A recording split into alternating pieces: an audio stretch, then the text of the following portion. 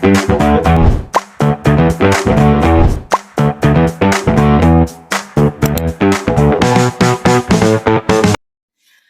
semuanya, selamat siang. Di sini siang sih kebetulan. Ya, Dan ini hari Minggu. Ini hari weekend ya kan guys. weekend, dimana sebenarnya semua orang beristirahat dari kejenuhan hari-hari sebelumnya. Tapi kita di sini mengerjakan salah satu kewajiban kami. Sebagai mahasiswa Jadi selamat datang di podcast kami, Najwa Putri Dialektika. Jadi perkenalkan dulu, pertama nama saya Najwa Nurfadna Ramadhani dan teman saya Putri Diati. Nah, kami di sini akan membahas sesuatu yang mungkin sebenarnya relate sama kehidupan kita sehari-hari. Tapi sebenarnya kita juga nggak pernah memikirkan lebih dalam sih tentang hal ini. Jadi tentang apa yang kita bahas hari ini? Kita akan membahas Sultan Kebun dan Ketahanan Pangan. Nah, ini dua hal yang menarik nih. Karena kita tinggalnya di Provinsi Riau. Ya, Pasti kalau kita lihat kanan kiri ada apa? sawit. Kebun sawit, bener. Ada kebun sawit. Kalau Putri orang mana? Orang Ranti. Orang Meranti ya. Terus kalau komoditi di Meranti yang paling banyak apa? Sagu. Sagu ya. Kalau saya orang Kuansing dan Putri di sana nggak tahu ya kalau tentang sagu kurang tahu kalau ada apa. Tapi lebih banyak memang di sektornya sawit karena memang di sana ya BT. Terus juga ada beberapa yang padi sih. Tapi kan kita ngelihat sih sepanjang perjalanan kalau dari kampung saya ke sini sih sepanjang perjalanan jumlahnya sawit terus sih. Kalau Putri dari sepanjang jalan Dari sepanjang jalan ya, kalau dari Pekanbaru ke Meranti paling nyampe di hutan itu semuanya sawit lah ya. betul sih ya. Iya. Kalau di Merantinya mungkin masih dikit lah ya. Ada ini dikit.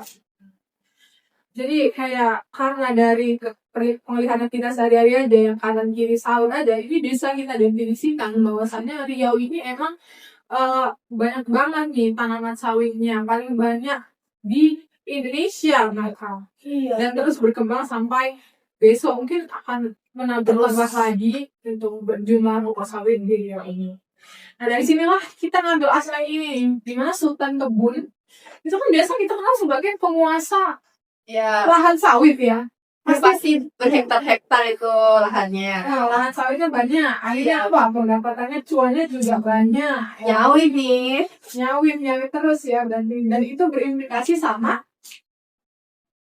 ketahanan pangan. Karena kalau misalnya ekonomi naik, kan konsumsinya juga ikut naik. Iya, kita butuh pangan pastinya kan, makin banyak itu permintaannya. Iya.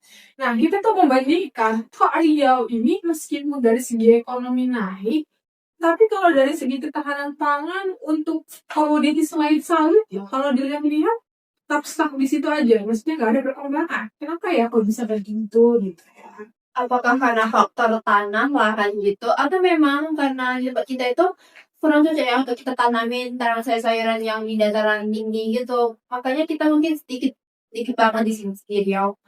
Itu tadi udah fenomena tentang Sultan Kebun, di mana kekayaan yang dihasilkan dari bisnis atau usaha tani kebun kelapa sawit dan di Riau ini emang sangat banyak sekali. Nah itu jadi membuat kita berpikir sih, kenapa sawit yang banyak itu juga nggak bikin produksi tanaman pangan atau pangan lah untuk kayak seperti beras jagung tuh nggak bikin bertambah gitu. Padahal kan ekonominya naik. Apakah orang-orang kayak ekonominya naik, konsumsinya hanya digunakan untuk belanja mah nggak digunakan untuk kepentingan kayak misalnya pemenuhan kebutuhan pangan gitu kan.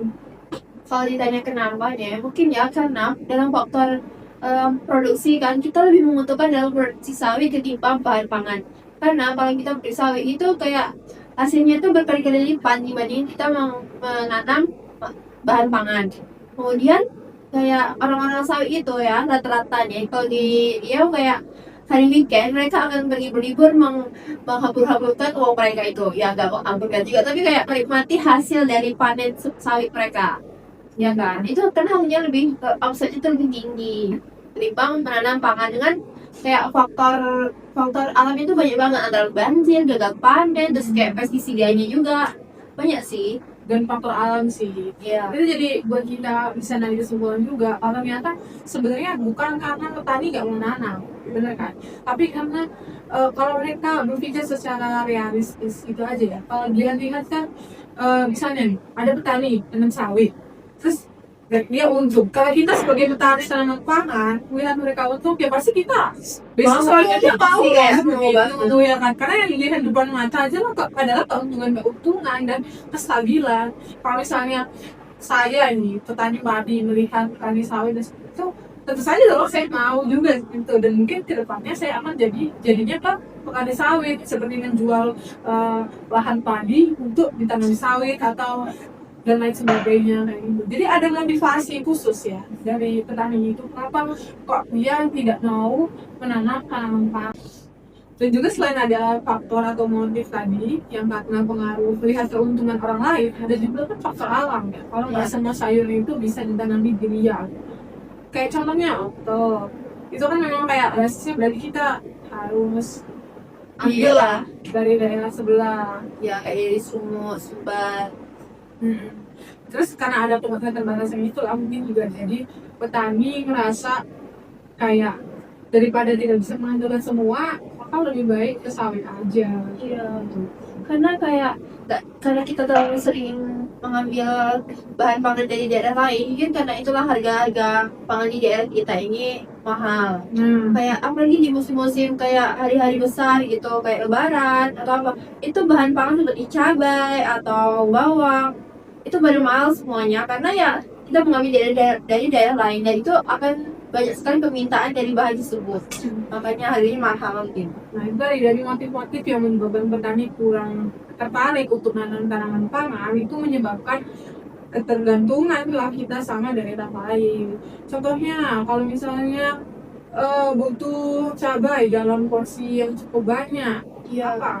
Paling kayak kalau secara simpel mungkin didatangkan aja dari sumber, ya lah dari sumber. Kalau kita butuh beras dalam jumlah yang cukup banyak, lebih banyak dari yang biasanya, bisa kita kirimkan aja dari ini, gitu, dari daerah lain seperti itu. Jadi mungkin juga karena kita sudah terbiasa untuk secara ekonomi cukup, jadi kayak Kita bergantung perubahan. keinginan untuk menanam tanaman pangan sendiri itu kayak nggak ada yang izin. Ambil aja di tempat lain karena kita sudah terbiasa dengan ya udah beli aja di tempat lain, beli gitu. Kita nggak pernah untuk punya niat untuk memproduksi itu sendiri. Nah dan karena ini jadi karena tergantungan, terus susah lagi kalau misalnya kita dihadapkan pada krisis. Iya kan, contohnya ini kita bisa ambil yang kemarin bencana Aceh dan Sumatera Barat. Karena habis setelah peristiwa itu memang langsung berdampak sih ke kita juga sebagai mahasiswa. Karena makanan yang kita beli sehari-hari pun juga ikut naik harganya. 1.000, 2.000 dari awalnya 13.000 jadi 15.000 karena cabenya dari Sumatera Barat kan. Sementara Sumatera Barat sudah mengalami krisis, dimana sumber daya alamnya ya pasti mereka dahulukan untuk mereka sendiri dulu. Belum lagi jalan atau distribusi untuk pengantaran luar provinsi mungkin ada yang rusak dan sebagainya. Jadi krisisnya gampang banget kita rasakan kalau misalnya kita lebih sering bergantung seperti itu. Nah, kalau udah banyak banget kan permasalahan yang terjadi, kira-kira solusinya ini apa sih yang bisa kita kasih untuk permasalahan tadi? Nah, salah satu solusi itu mungkin bisa dilakukan diversifikasi usaha tani. Jadi usaha tani itu nggak dilakukan cuma sawit aja. Iya, kita bisa mungkin menanam tanaman mungkin dari pekarangan rumah kita sendiri aja gitu, untuk mulai dari hal-hal kecil. Nggak yang langsung tanam hektar-hektar ini ladang padi atau apapun itu. Kita bisa menanam kayak tanaman toga atau obat-obatan keluarga gitu kan, sayur-sayur kecil. Kita bisa mulai dari lahan pekarangan rumah kita. Ya, meskipun ya mungkin dampaknya kecil ya. Sebenarnya juga kalau kita hitung secara realistis pasti kan kayak buat apa kayak gini toh juga nggak bisa menghasilkan uang. Tapi pada dasarnya untuk melakukan kegiatan yang berkaitan dengan ketahanan pangan ini nggak harus output akhirnya harus ekonomi, nggak harus kayak gitu karena kita lebih berpikir kepada gimana kita di masa depan untuk memenuhi kebutuhan kita di masa depan, karena kita kan nggak tahu krisis yang terjadi itu bisa apa aja, bencana alam yang kita nggak tahu kapan terjadinya. Jadi hal itu bisa dicegah dengan salah satu caranya adalah nanam di pekarangan rumah Iya. sendiri. Kalau Putri ada nggak tanaman di pekarangan rumah? Di pekarangan rumah ya, itu tanaman pangan itu yang pasti tanaman kayak toga gitu ya. Kemudian untuk paling cukup untuk ditanam buah-buahan. Kalau di rumah saya sih, ya pertama untuk buah-buahan yang banyak banget masyarakat yang kalau di pedesaan ini masih banyak banget yang pengen nanam buah-buahan. Terus juga tanaman hias, Ya, sebenarnya itu untuk ya mempercantikkan rumah ya, gitu. agak enak dilihat aja lah ya. Ya. Tapi sebenarnya juga bisa berdampak ekonomi langsung sebenarnya kan, bisa diperjualbelikan. Kemudian selain itu juga orang tua saya udah mulai nanam terong di Ya. Kuala B. Kemudian ada tanaman kalau tangga kebetulan ada yang buat kebun kecil-kecilan, kacang panjang.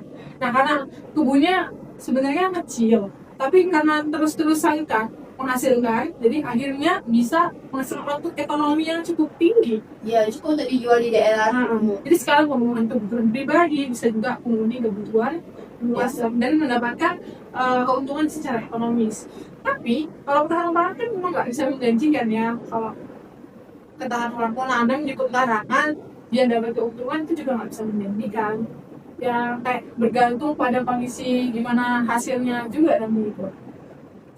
Nah, selain dari solusi nanam di pekarangan untuk diversifikasi itu, sebelumnya saya pernah lihat di Instagram kalau ada yang iya, kalau ada yang nanam sawit kemudian di tengah-tengahnya itu ditanamin nanas. Ya, bisa kan untuk membuat itu. Bisa juga kita mungkin menanam pohon pisang. Pisang, nanas. Cuma sebenarnya jadi bikin agak bingung. Ini orang manennya gimana ya? Ya, antara terkena duri sawit atau duri nanas. Iya, benar-benar.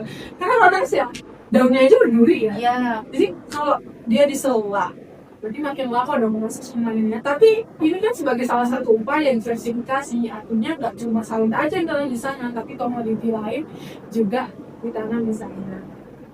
Kemudian solusi yang lain itu mungkin bisa perlindungan terhadap lahan ya, ketahanan pangan ya, atau kebijakan-kebijakan pemerintah yang mendukung petani itu untuk menanam tanaman pangan. Jadi tertarik gitu. Kayak kan banyak sekarang nih program-program bantuan dari pemerintah untuk petani kebun sawit. Contohnya kerajaan sawit, ya, rakyat, itu banyak ya. Nah, mungkin juga harus lebih ditingkatkan untuk bagian di tanaman pangannya, kayak contohnya subsidi mungkin kalau di perkebunan tanaman pangan harus lebih didengarkan lagi biar orang-orang tuh tertarik gitu loh untuk nanam sayur, tanam padi gitu. karena dia ini mungkin kita perlu untuk dibatasi mungkin banyaknya luas lahan sawit karena ini sudah banyak banget dan ini untuk lahan perkebunan kayak tanaman pangan itu masih sedikit. Mungkin bisa juga dari pemerintah untuk batasi luas lahan. Ada kebijakan gitu ya dari Iya. pemerintah membatasi pembukaan lahan baru untuk sawit, karena kayaknya di Riau ini memang udah cukup di sawit, udah beribu hektar sawit di Riau ini dengan banyaknya PT perkebunan kalau sawit. Kayak tadi benar juga bahwa Kita itu perlu membatasi agar bisa ini ditanami tanaman pangan yang ya komoditasnya mungkin bisa lebih diperbesar daripada terima kita nanam sawit walaupun mungkin omsetnya lebih sedikit gitu. Iya. Karena juga nggak mungkin satu Riau ini, bayangkan dong satu Riau ini ditanami sawit semuanya. Ya kaya sih kita kaya banget sih, cuma makin sering juga kita krisis untuk makan karena sawit yang buah-buahan itu doang nggak bisa langsung dimakan kan, harus diolah dulu, pengolahannya lama. Jadi untuk nyampe ke kita juga butuh waktu yang cukup lama untuk bisa langsung kita konsumsi gitu. Jadi kayaknya nggak mungkin gitu kalau semua Riau ini dilatarkan ke sawit semuanya. Dari yang kita pernah kita melakukan survei ke lapangan itu banyak sih kita melihat petani-petani tanaman pangan tapi itu masih sedikit sama sih. Skalanya kecil ya. Iya, kayak skala rumah yang tangga. baru kita temuin itu cuma kayak lahan ubi, lahan jagung, sama kayak lahan padi itu masih sedikit. Terus kemudian paling sayur-sayuran gitu. Kalau kita bandingkan aja dari segi karyawan, coba PT kan sudah besar banget ya, Iya. karyawan bisa ratusan. Sementara kalau misalnya kita temui kebun-kebun tanaman pangan kayak jagung, itu paling berapa ya sih karyawannya, kayak Iya. 20. Perbandingannya jauh banget, dari Tak. pengeluaran juga jauh banget gitu. Jadi bayangkan aja untuk pemenuhan kebutuhan, gimana caranya dengan lahan sesedikit itu bisa memenuhi kebutuhan satu provinsi gitu kan? Masih sangat kekurangan. Gitu. Jadi memang dibutuhkan untuk penyelesaian ini tuh memang dibutuhkan kebijakan, terus juga kesadaran masyarakat, dan semua pihak tuh perlu kombinasi bekerja sama gitu Pak untuk meningkatkan ketahanan pangan di provinsi Riau. Iya, ini. Nah, jadi dari sejauh yang kita bahas sebenarnya kalau yang bisa saya ambil bahwa sekaya-kayanya masyarakat di Riau ini untuk pemenuhan kebutuhan pangannya tetap harus dikirim dari provinsi lain. Ya, kita sempat minta ke tetangga. Iya, kan ini jadi apa ya Mbak bilang? Sangat bertergantungan gitu. Itulah poinnya. Poin yang selalu kita ambil nomor satu adalah ketergantungan pangan, ketergantungan di aspek pangannya. Meskipun sekaya apapun, tetap nggak bisa menghasilkan sendiri. Berasnya nggak bisa menghasilkan sendiri, sayurnya nggak bisa menghasilkan sendiri. Makanya dibutuhkan untuk penyelesaian hal-hal tersebut. Kayak gitu. Kalau dari Putri sendiri, pendapatnya gimana tentang sejauh yang boleh kita bicarakan? Ya mungkin kita bisa meningkatkan dari daerah kita sendiri, kayak selain kita berbanyak di kayak kita selain kita melakukan budidaya di pekarangan rumah, mungkin di daerah kita kan kayak ada lah pasti kayak ketahanan pangan di daerah kita sendiri itu pemenuhannya kayak di daerah kita sendiri ya kan kayak di Meranti itu ada sagu, jadi itu lumayan besar loh tempat apa sih namanya, ya Allah selain apa ya, aku tetap tadi apa Pendapatmu membuat besar di kekayaan desamu?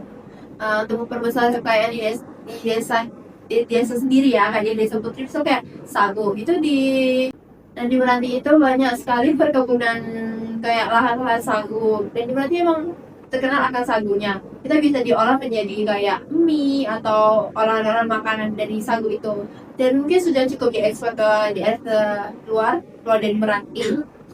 Kemudian yang kayak di desa Putri sendiri itu ada lahan kayak persawahan atau ya tanaman pangan untuk di daerah itu sendiri, itu udah cukup memenuhi sih, karena rata-rata masyarakat di desa Putri itu sudah banyak yang menanami padi. Kalau di desa Putri ini kan memang kebetulannya di situ persawahan ya. Tetapi lain kan, kalau untuk desa lain apakah memang masih sawah atau apa? Ya mungkin ada sih sebagian dari desa sebelah itu mereka berprofesi sebagai nelayan, jadi cukup seimbang lah antara mencari bahan pangan yang pokok dan lauk-lauknya itu. Jadi bisa lah antara desa satu dan desa lainnya kan nanti dihubungkan oleh pasar ya.